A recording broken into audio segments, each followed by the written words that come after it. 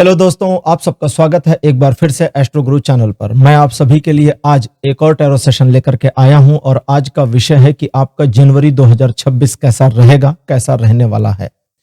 ये वीडियो थोड़ा सा लेट और डिले हो गया है क्योंकि बीच में मुझे बाहर जाना पड़ गया था, कुछ इमरजेंसी फैमिली की थी, इसकी वजह से। तो आज के इस वीडियो के लिए यानी इस रीडिंग के लिए 3 पाइल्स को बनाया गया है जिनके सिंबॉलिक्स आपकी स्क्रीन के ऊपर अब एक साथ दिखाए जा रहे हैं। इस रीडिंग के लिए त्रिदेवों को लिया गया है, यानी कि 3 देवता जो आपकी स्क्रीन पर एक साथ हैं। भगवान ब्रह्मा पाइल नंबर 1 के सिंबॉलिक, भगवान विष्णु पाइल नंबर 2 और भगवान शिव यानी महेश पाइल नंबर 3। ब्रह्मा, विष्णु और महेश 3 देवता आपके सामने आपकी स्क्रीन पर। तीनों में से जो आपको पसंद आए या एक वाइब्स आपको फील करा जाए उन्हें अपनी पाइल मान लीजिए। अकॉर्डिंगली आज की रीडिंग को देखिए, यह आपके साथ रेजोनेट करेगी। हर बार की तरह इस बार भी तीनों पाइल के लिए टाइम स्टैम्प्स को डिस्क्रिप्शन और कमेंट सेक्शन दोनों जगह पोस्ट किया गया है ताकि आपको सुविधा रहे। अपनी पाइल की रीडिंग पर डायरेक्ट पहुंचने के लिए टाइम स्टैम्प पर क्लिक करिए, वीडियो आगे चला जाएगा और आप डायरेक्ट अपनी पाइल की रीडिंग पर पहुंच जाएंगे।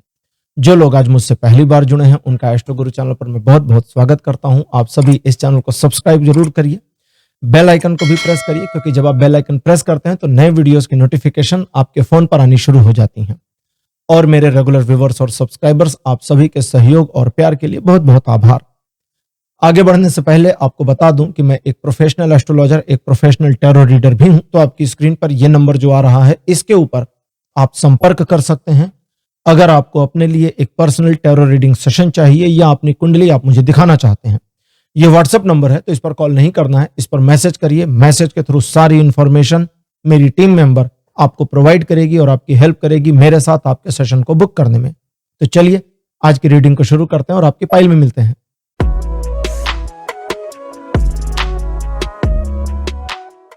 हेलो पाइल नंबर 1, आप सबका स्वागत है। आपकी रीडिंग में आपने भगवान ब्रह्मा जी को चुना था, मेरे बगल में उनकी फोटो लगा दी गई है। चलिए आज की रीडिंग को शुरू करते हैं और देखते हैं कि आपके लिए जनवरी 2026 कैसा रहने वाला है और टैरो इस पर क्या आपके लिए गाइडेंस दे रहे हैं।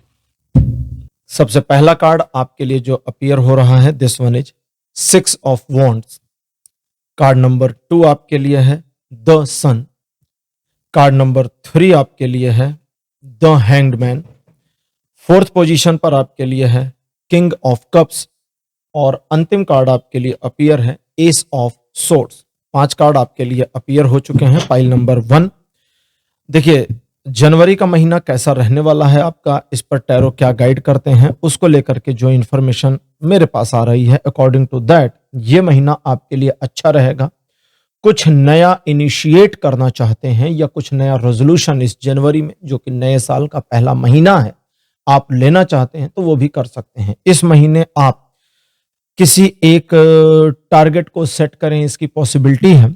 आप कुछ अचीव करना चाहें, अपने मन को उसके लिए एक फोकस पोजीशन में ले आवें या अपने मन में उस चीज के लिए एक भावना ले आवें कि आपको ये करना है और इसमें सफलता अर्जित करनी है। इसकी पूरी पूरी पूरी पूरी पूरी पॉसिबिलिटीज बनी हुई हैं। मान सम्मान में यह महीना वृद्धि देगा, लेकिन आपकी कुछ पुरानी योजनाओं में छोटे मोटे ब्रेक या पॉज मोमेंट भी देता जाएगा।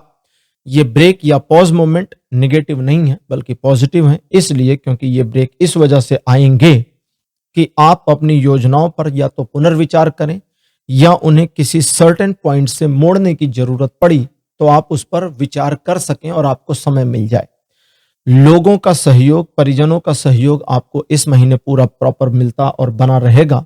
लेकिन अगर आप किसी स्पेसिफिक कार्य के लिए, जो कि सबसे इंपॉर्टेंट बात जनवरी 2026 में आपके साथ होने वाली है, वो ये कि अगर आप किसी मामले को मैनेज करने या किसी स्पेसिफिक टारगेट को हिट करने के लिए अपने मन को प्रेरित करते हैं और एक टारगेट सेट करते हैं जो आसान हो या बहुत ज्यादा मुश्किल हो, दोनों को अचीव करने की पॉसिबिलिटीज बनी हुई हैं। यह महीना ओवरऑल अगर हम एक ग्लांस में देखें तो आपके लिए अच्छा, पॉजिटिव और रेस्पॉन्सिव रहेगा। तो यह था एक दृष्टि में कि आपका जनवरी का महीना कैसा रहने वाला है। अब लेते हैं ओशो ज़ेन टैरो कार्ड्स और देखते हैं कि ओशो ज़ेन टैरो कार्ड जीवन के अलग अलग परिक्षेत्र पर क्या हमें बताते हैं कि आपका जनवरी 2026 आखिर रहने वाला है कैसा। सबसे पहले आपकी लव लाइफ को लेकर के जो कार्ड अपीयर हुआ है यह है फ्रेंडलीनेस। जैसा कि कार्ड का नाम है, यह कहता है आप दोनों के बीच अगर कोई मनमुटाव हैं या थे तो वे समाप्त हो जाएंगे। रिलेशनशिप में इंप्रूवमेंट आएगी, चीजें आपके पक्ष में पॉजिटिवली मुड़ी हैं और मुड़ी भी रहेंगी।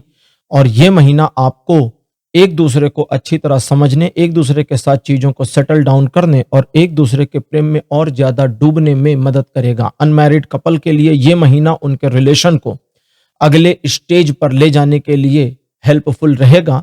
सवाल सिर्फ इतना है कि अगर आप अपने पार्टनर के साथ लॉयल हैं और अगले स्टेप पर जाने के लिए तत्पर हैं तो ही ये हो पाएगा। इस महीने आपके प्यार में, आपके लव रिलेशनशिप में कुछ नया होगा, या इस तरह से समझें कि नए नए रंग आप अपने प्रेम में देखेंगे जो आपके रिलेशन को न सिर्फ मोटिवेट करेंगे, इन्फ्लुएंस करेंगे, बल्कि एक पॉजिटिव अप्रोच देंगे जहां पर आप अपने पार्टनर के साथ अपने एकाकार को और ज्यादा अच्छी तरह से देख पाएंगे, समझ पाएंगे, स्वीकार कर पाएंगे। तो ओवरऑल प्रेम संबंधों में यह महीना बहुत ज्यादा पॉजिटिव रहने वाला है। फैमिली रिलेटेड मैटर्स में कार्ड अपीयर हुआ है अंडरस्टैंडिंग।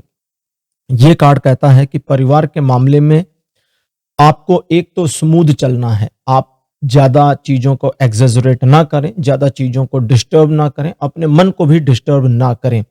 परिवार और परिजनों के मामले में आप जैसा एक नॉर्मल परिजन का बिहेवियर होता है उसे फॉलो करिए, सबसे पहला काम तो ये। और दूसरा, अगर किसी मामले में किसी परिजन या परिवार वालों का एटीट्यूड, बिहेवियर या उनकी सोच, उनकी राय आपको मैच नहीं करती है तो आप जरा उनकी साइड से सिचुएशन को देखने की कोशिश करिए, जिसको हम इंग्लिश में कहते हैं walk in their shoes.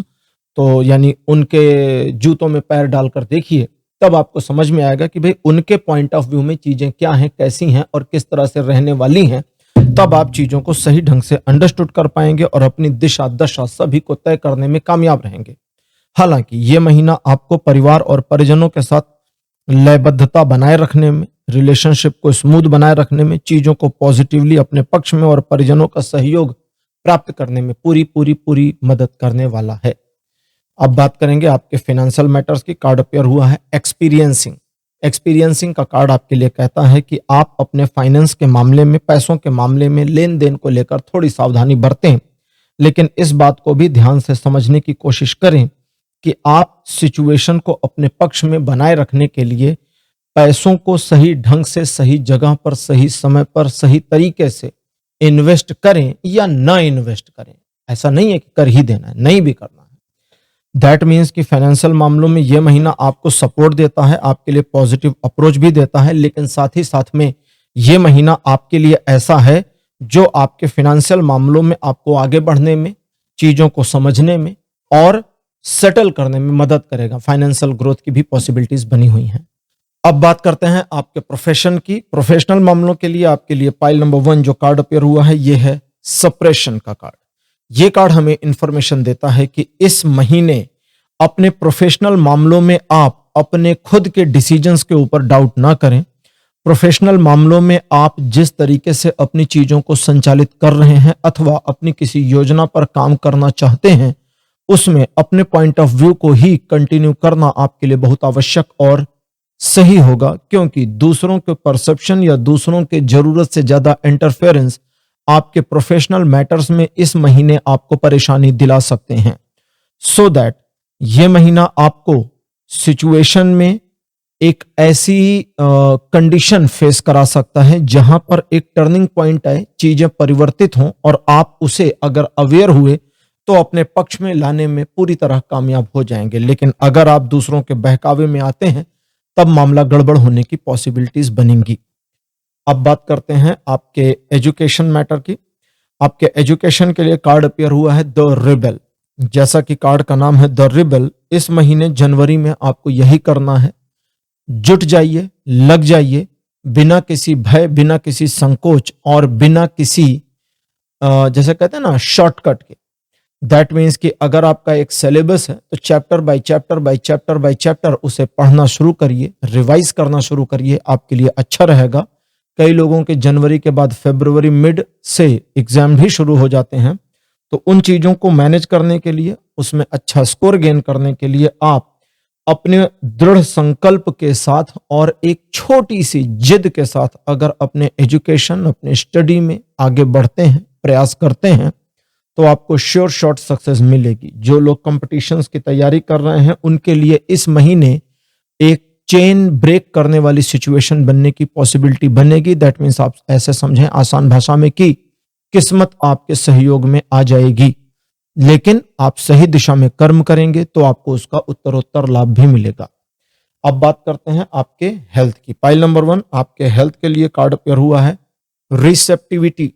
Receptivity का कार्ड पहली इंफॉर्मेशन देता है कि इस महीने स्वास्थ्य में लाभ होगा। दूसरी इंफॉर्मेशन देता है कि अगर आप किसी ऐसी बीमारी से या हेल्थ वाइज समस्या से जूझ रहे हैं जो पिछले लंबे समय से आपका पीछा नहीं छोड़ रही, तो 10 से 15 मिनट का एक प्रॉपर मेडिटेशन जिसमें आप आंखें बंद करके बैठें और बस कमर सीधी करके बैठे रहें, आपके लिए बहुत लाभकारी साबित होगा। इस महीने हालांकि मौसम सर्दी का है कई जगहों पर जनवरी, लेकिन उसके बावजूद वाटर कंजम्पशन यानी पानी पीना एक तरीके से सफिशिएंट मात्रा जितनी रिक्वायर्ड होती है बॉडी को उतना अगर बनाए रखेंगे या साथ ही साथ लिक्विड डाइट को भी ऐड करके रखेंगे, उतना ज्यादा आपको लाभ मिलेगा आपके स्वास्थ्य से संबंधित मामलों में। तो पाइल नंबर 1 ये थी आपकी रीडिंग कि आपका जनवरी का महीना कैसा रहेगा। रीडिंग आपको कैसी लगी, अपने एक्सपीरियंस, अपने अनुभव कमेंट सेक्शन में जरूर लिखिए। इस वीडियो को लाइक करिए, शेयर करिए और चैनल को सब्सक्राइब करना मत भूलिएगा। अगले वीडियो में आपसे फिर मिलूंगा, तब तक के लिए bye bye.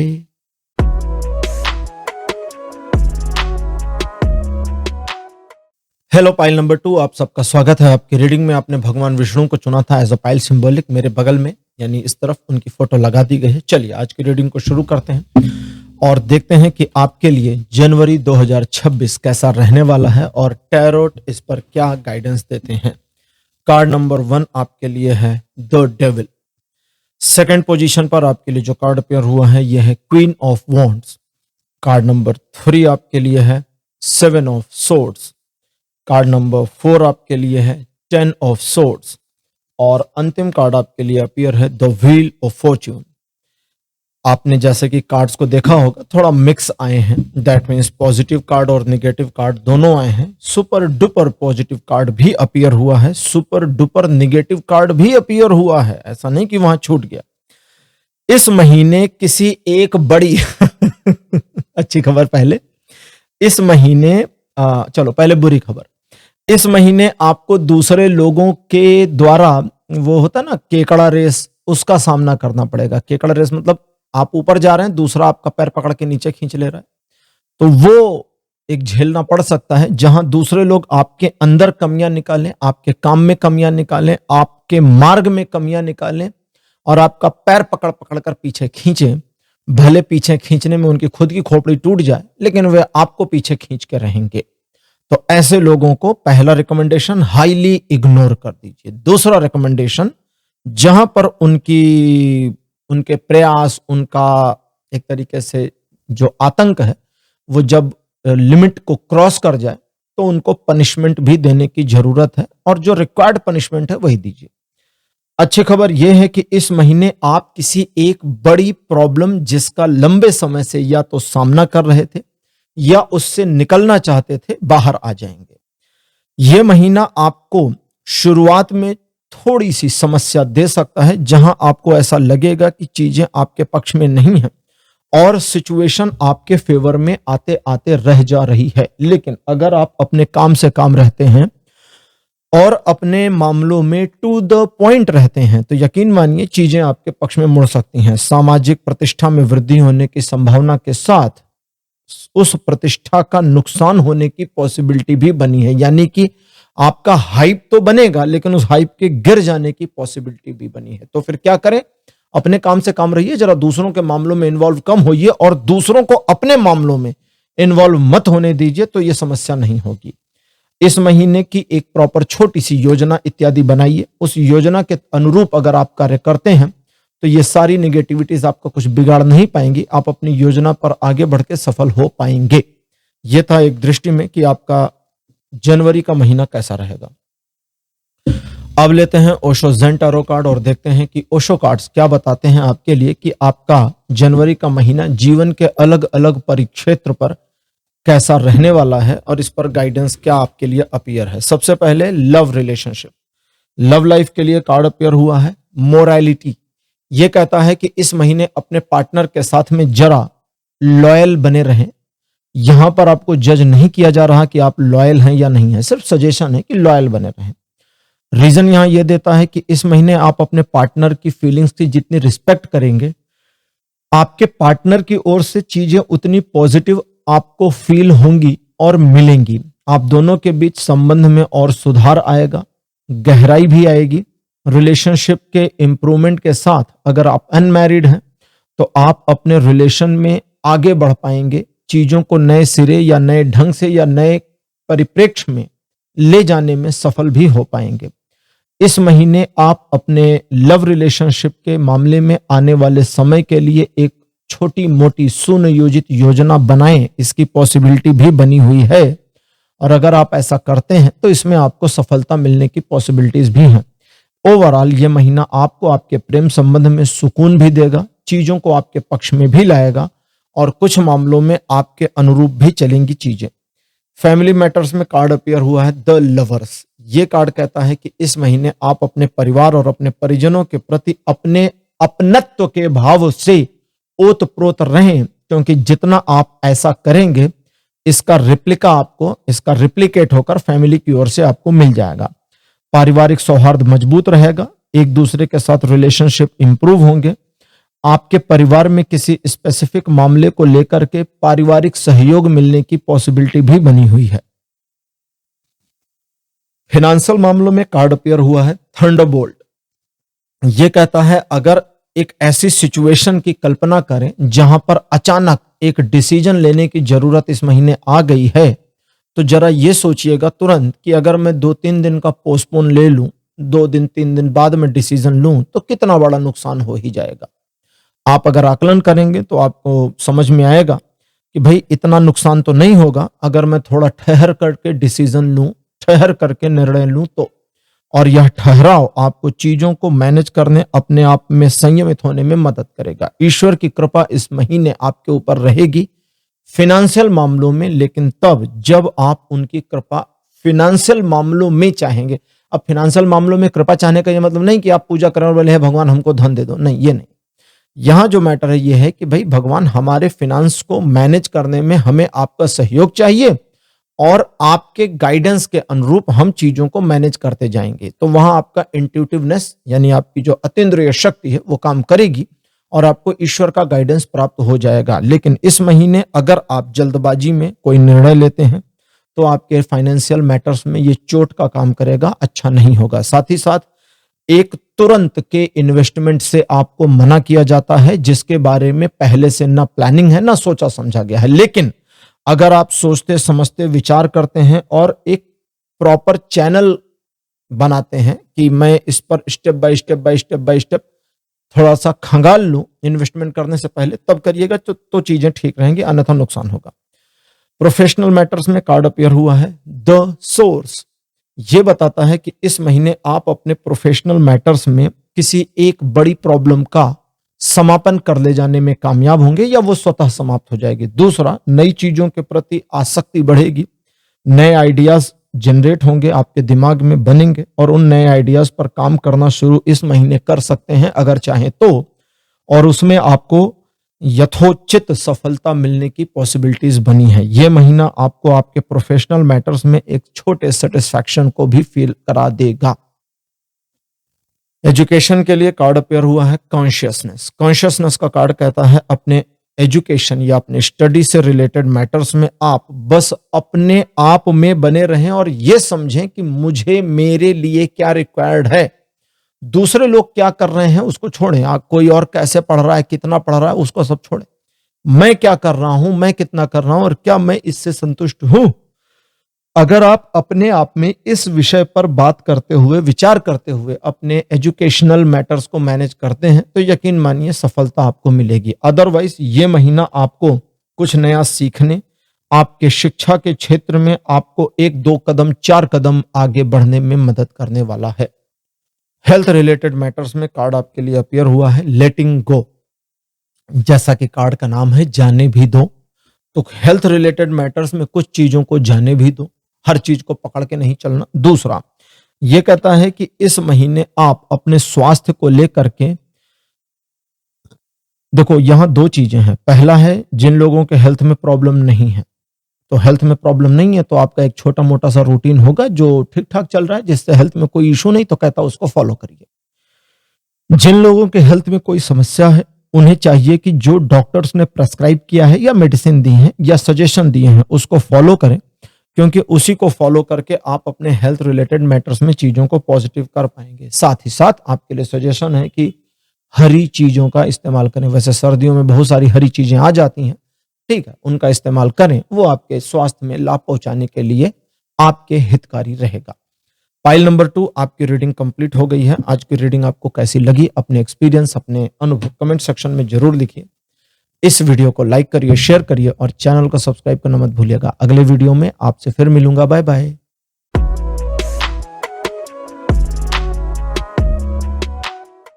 Hello pile number 3, आप सबका स्वागत है। आपकी रीडिंग में आपने भगवान श्री महेश को चुना था, यानी भगवान शिव को, तो मेरे बगल में उनकी फोटो लगा दी गई है। चलिए आज की रीडिंग को शुरू करते हैं और देखते हैं कि पाइल नंबर 3 आपके लिए जनवरी 2026 कैसा रहने वाला है। कार्ड नंबर 1 आपके लिए appear the devil. Second position पर आपके लिए जो कार्ड है ये है 8 ऑफ वॉन्ड्स। कार्ड नंबर 3 आपके लिए है S of cups. Fourth position पर आपके लिए जो कार्ड है ये है 4 ऑफ सोर्ड्स और अंतिम कार्ड आपके लिए है 8 ऑफ पेंटिकल्स। जैसा कि आप जानते हैं कि आपके जीवन में चीजें काफी उतार चढ़ाव भरी हो जाती हैं और कई बार आप सिचुएशन के बोझ के नीचे, काम के बोझ के नीचे, स्ट्रेस के बोझ के नीचे दब जाते हैं। तो इस महीने आपको थोड़ा समय निकालना है रेस्ट करने के लिए, ठीक।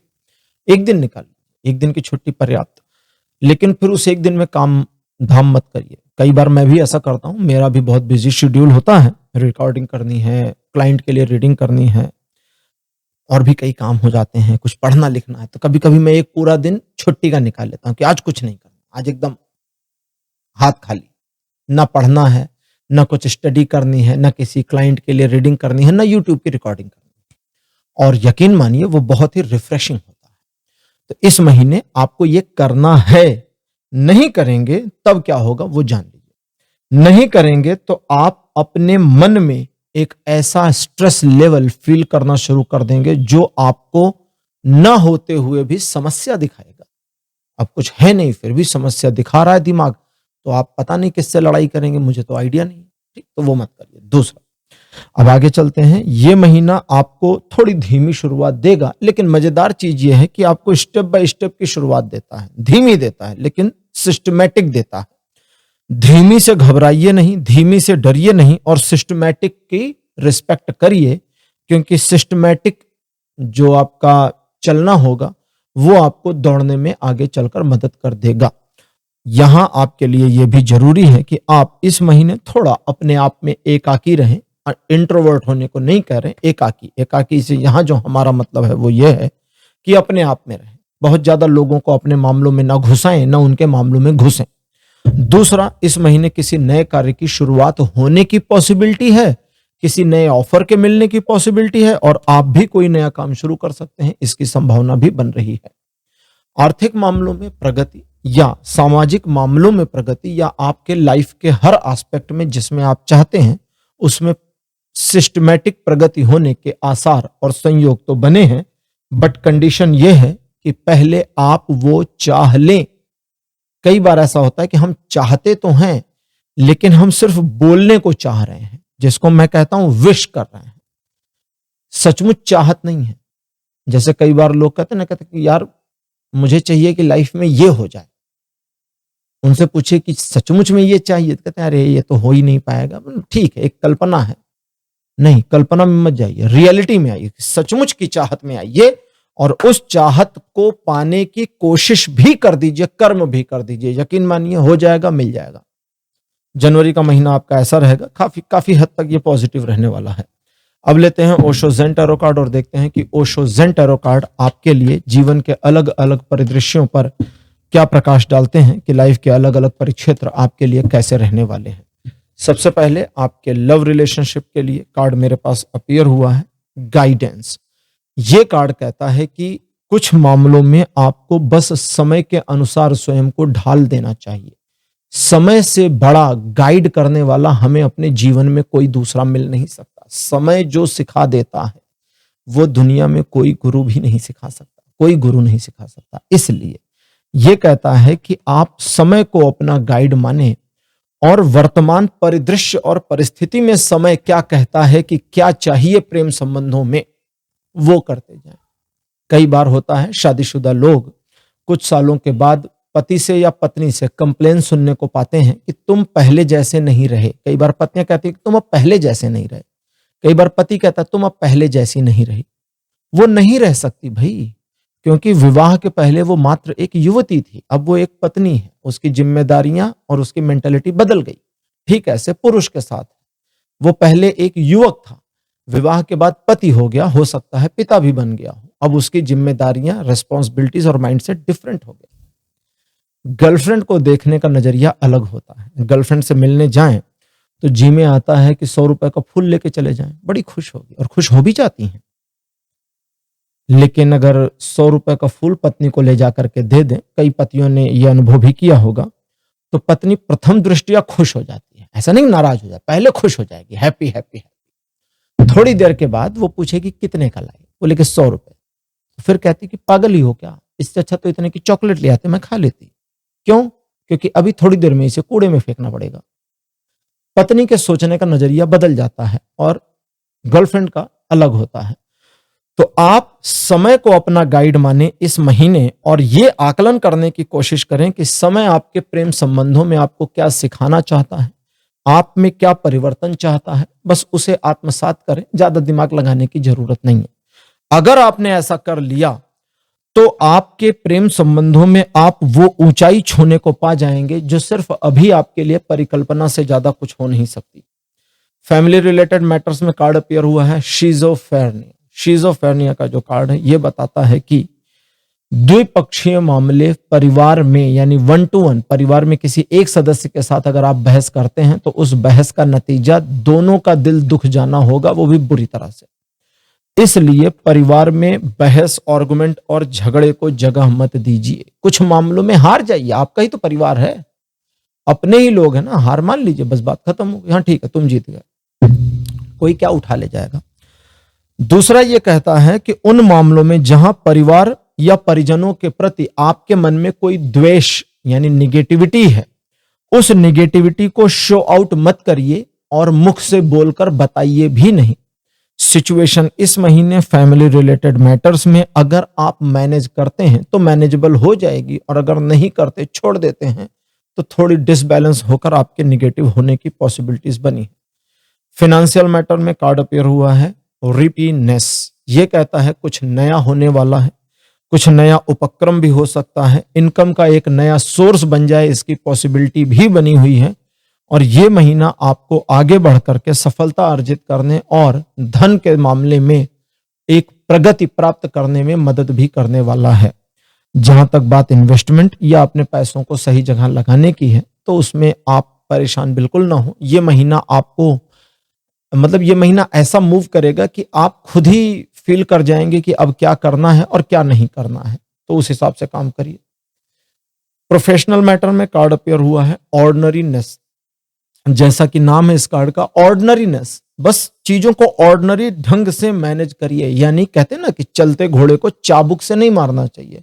तो घोड़ा चल रहा है, अब उसको मारने की क्या जरूरत, चलने दो ना। तो ये कहता है प्रोफेशनल मैटर्स में जरा ध्यान दो, चीजें आसान चल रही हैं, उनको चलने दो। और उन मामलों में जहां पर चीजें थोड़ी डिफिकल्ट हो गई हैं, जरा पीछे घूम के देखो, सारे कांटे हमने तो नहीं लगा दिए थे। जैसे कहते हैं ना कि भाई हमारे बिजनेस में ना रायता फैल गया, हाँ ठीक है, हमारी जॉब में सब कचरा हो गया, जॉब यार अनस्टेबल हो गई, जॉब में खतरा हो गया।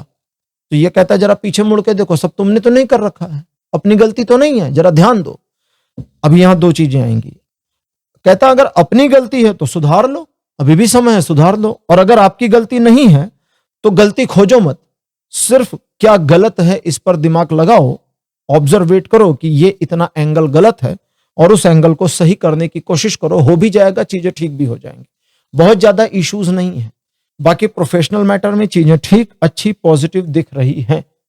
एजुकेशन मैटर में कार्ड अपेयर हुआ है breakthrough out. Breakthrough out का जो कार्ड है ये बताता है कि इस महीने आपको अपने लगे बंधे परिपाटी से हटना होगा अगर वो आपके लिए थोड़ा काम कम कर रही है या सही ढंग से काम नहीं हो रहा। यानी आप अपनी जो प्रैक्टिस कर रहे हैं या जो स्टडी कर रहे हैं उसमें अगर आपको अपेक्षित रिजल्ट नहीं मिल रहा तो आपको अपने लगे बंधे ढंग से थोड़ा हटना होगा, कुछ डिफर करना होगा। डिफरेंस में क्या क्या डिफरेंट करेंगे, क्या अलग करेंगे? तो ये कहता है कि बस ये देखो कि भाई तुम्हारा सिलेबस जो पढ़ाई का है वो कितने समय में कंप्लीट होगा, यानी आपके पास टाइम फ्रेम कितना बचा। अगर आप कोई कंपटीशन की तैयारी करें तो 4 महीने 6 महीने कितना बचे, और अगर आप एक स्टूडेंट हैं आपका मार्च में या फरवरी मिड में एग्जाम शुरू हो जाएगा तो देखिए कितना टाइम बचा, जोड़ लीजिए। कहता है ये कैलकुलेट करने के बाद अपने लिए एक योजना बनाओ कि पूरा रिवीजन मैं इतने टाइम में कैसे कर सकता हूं। मेरे को 4 घंटे रोज पढ़ना है कि 8 घंटे पढ़ना है। प्लानिंग करिए और उस प्लानिंग के साथ काम करिए तो आपके लिए सफलता प्राप्त करनी आसान हो जाएगी। एक लड़की को मैं सुन रहा था, मोटिवेशनल स्पीकर हैं, तो वे बता रही थी कि उनका फैमिली का ट्रांसफर हो गया तो दूसरे शहर में पोस्टेड हो गई, तो वहां स्कूल में गई। अपने सिटी में तो वो स्कूल में टॉपर थी लेकिन वहां उसे पता नहीं था, तो उसने सोचा कि मुझे यहां भी टॉपर बनना है। तो पता किया तो पता चला उसकी क्लास की ही एक लड़की टॉपर है। तो उससे पूछा कितने घंटे रोज पढ़ती हो घर पर स्कूल के अलावा? लड़की ने कहा 8 घंटे। उसने दिमाग लगाया कि ये 8 पढ़ती है तो मेरे को 9 घंटे पढ़ना होगा तब इसको बीट कर पाऊंगी, वरना नहीं। वो 9 घंटे पढ़ने लगी। घर वाले तंग आ गए, परेशान हो गए। मम्मी लाइट बंद कर देती थी, बुक छीन ली जाती थी। उसने नया फार्मूला निकाला, बाथरूम में घुस जाओ, अंदर से कड़ी लगा लो, सिटकनी बंद कर लो और वहां पढ़ो, वहां कोई डिस्टर्ब नहीं करेगा। खैर भाई 9 घंटे पढ़ाई की, टॉप कर गई। जो प्रीवियस टॉपर थी उसकी मम्मा उसे पेरेंट टीचर मीटिंग में मिल गई। उन्होंने उसको कांग्रेचुलेट किया कि भाई आपने टॉप किया है, और पूछा बेटा कितने घंटे पढ़ती हो? उसने कहा 9 घंटे आंटी, 9 आवर्स। उसकी मम्मी ने अपनी बेटी को एक झापड़ मारा, बोली देख 9 घंटे पढ़ती है, तेरा 4 घंटे में जी उब जाता है। तब उस लड़की को पता चला कि ये जो है 4 घंटे से ज्यादा नहीं पढ़ रही थी, इसने झूठ बोला था 8 घंटे। लेकिन उस झूठ पर उसने काम, उसको तो सच लगा। उसने क्या किया, उसने 9 घंटे का फ्रेम अपने लिए बना लिया। 9 घंटे बहुत ज्यादा है हालांकि, लेकिन बताने के पीछे मेरा जो उद्देश्य था वो ये था, उसने तो फनी नोट में बताया था, मेरा जो उद्देश्य वो ये है कि अगर हम अपने मन को किसी चीज के लिए अलाइन करें और एक जिद में आए तो कुछ भी असंभव नहीं है। हाँ, उसके बजाय इसके कि भाई वो निकला हुआ टूथपेस्ट वापस नहीं घुस सकता, बाकी सब कुछ संभव है। ठीक है, तो अगर आप ऐसा करते हैं, परिपाटी तोड़ते हैं, आगे बढ़ते हैं और अपनी पढ़ाई पर पूरा फोकस करते हैं तो आपको सफलता सुनिश्चित मिल जाएगी। हेल्थ रिलेटेड मैटर्स आपके लिए कार्ड अपीयर हुआ है अंडरस्टैंडिंग। ये कहता है पहले स्वास्थ्य में क्या चल रहा है उसे समझिए, समझने के बाद में आप जरा देखिए कि क्या किया जा सकता है और क्या नहीं। दैट मीन्स अगर आप किसी प्रॉब्लम में हैं तो उसके रिलेटेड चीजें करिए, प्रॉब्लम नहीं है, सब कुछ ठीक है तो ज्यादा दिमाग मत लगाइए। हेल्थ ठीक है, इम्यून सिस्टम सही है, ज्यादा बीमार नहीं पड़ रहे तो काहे को दिमाग लगाने का। अपना डेली रूटीन, खाओ पियो ऐश करो, बात खत्म, फिर ज्यादा दिमाग नहीं लगाना। ठीक है, जैसे वो एक हास्य कवि थे ना, शायद उनका सुरेंद्र नाम है, वो कहते कहते मैं जिंदगी में कभी एक्सरसाइज नहीं किया, 80 साल प्लस हो गए हैं। तो बोले क्यों? बोले दौड़ने की क्या जरूरत है, खरगोश उछलता कूदता है 12 साल में मर जाता है, कछुआ उछलता कूदता नहीं, शांति से एक जगह पड़ा रहता है, 300 साल जीता है। हर एक के सोचने का ढंग। तो उनका स्वास्थ्य बिना एक्सरसाइज के भी बढ़िया चल रहा है, अभी भी चल फिर रहे हैं, अच्छे से हैं, हास्य कवि हैं। तो वो उनके लिए रूटीन सही है, किसी का बिना एक्सरसाइज के नहीं चलता तो उसके लिए वो रूटीन सही। तो आप अपने बारे में सोचें कि मेरे लिए क्या ठीक है। देखिए, देख करके नहीं करना चाहिए। बहुत सारे लोगों से मैं मिलता हूं, बात होती है, कई बार लोग बताते हैं कि बड़ा स्ट्रेस हो जाता है जिम में जाकर के, तो मैं कहता हूं मत जाओ ना। कई लोग पूछते हैं आप जाते? मैं कहता नहीं। कितने साल हुए? तो 45। तो 45 जिम भी नहीं जाते? मैंने कहा नहीं, क्यों? क्योंकि मेरे को पसंद नहीं है, मेरे पास समय नहीं, मैं अपना 1 घंटा वहां जिम में खराब करूं, आने जाने में आधा घंटा वेस्ट करूं, टोटल 2 घंटे, वो 2 घंटे कहीं यूटिलाइज हो जाते मेरे, तो टाइम नहीं मेरे पास जिम जाने का। लेकिन ऐसा नहीं है, कुछ लोगों का है कि वहां जाए बिना काम नहीं चलेगा, तो दैट मीन्स आपके लिए क्या उचित है। कई लोग हैं तला भुना खाते हैं फिर भी देखिए पतले दुबले घूम रहे हैं, कई लोग हैं एक समोसा खा लें शरीर फूल जाता है। तो कहता अंडरस्टैंडिंग में आइए कि आपकी हेल्थ के लिए क्या सही और आपकी हेल्थ के लिए क्या गलत, इस महीने जरा अंडरस्टूड करने की कोशिश करिए। पूरा महीना लगाइए इस पे प्यार से, और एक बार जब आप समझ गए तो आप अपने लिए एक नया रूटीन प्लान बनाइए, उसे फॉलो करिए और आपको लंबे समय तक आपके स्वास्थ्य में कोई समस्या नहीं होगी। फिर उड़ियो पंख पसार। फाइल नंबर 3 आपकी रीडिंग कंप्लीट। आज की रीडिंग आपको कैसी लगी, अपने एक्सपीरियंस, अपने अनुभव कमेंट सेक्शन में जरूर लिखिए। इस वीडियो को लाइक करिए, शेयर करिए और चैनल को सब्सक्राइब करना मत भूलिएगा। अगले वीडियो में आपसे फिर मिलूंगा। Bye bye.